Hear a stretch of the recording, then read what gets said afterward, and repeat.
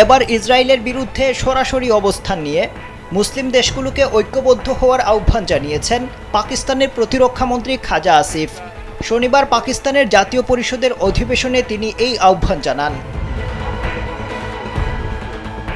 খাজা আসিফ বলেন, ইসরায়েল ইরানের সামরিক ঘাঁটিতে হামলা চালিয়েছে এবং তাদের শীর্ষ সামরিক কর্মকর্তাদের হত্যা করেছে। এই হামলায় ইসরায়েল একা কাজ করছে না, তাদের সঙ্গে অনেকেই আছে।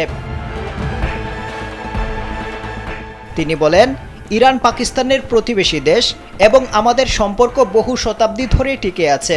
এই সংকটময় মুহূর্তে পাকিস্তান ইরানের পাশে আছে এবং থাকবে। ইরানিরা আমাদের ভাই, তাদের যন্ত্রণায় আমরাও ব্যথিত, তাই ইরানের স্বার্থ রক্ষা করা পাকিস্তানের কর্তব্য। স্যান্ডেলিনা সো, রূপচর্চায় আভিজাত্য। খাজা আসিফ আরও বলেন, পশ্চিমা বিশ্বের অনেক অমুসলিম জনগণও এখন ইসরায়েলের বিরুদ্ধে প্রতিবাদে সামিল হচ্ছেন। তাদের মানবিকতা জাগ্রত হয়েছে, অথচ মুসলিম বিশ্ব এখনও ঘুমিয়ে রয়েছে।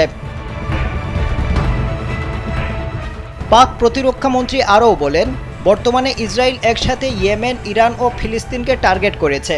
এই অবস্থায় মুসলিম বিশ্বের পারস্পরিক সংহতি ও ঐক্য অত্যন্ত জরুরি।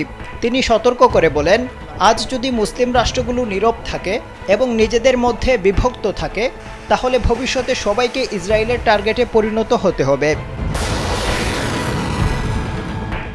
আফজাল হুসাইন, কালবেলা।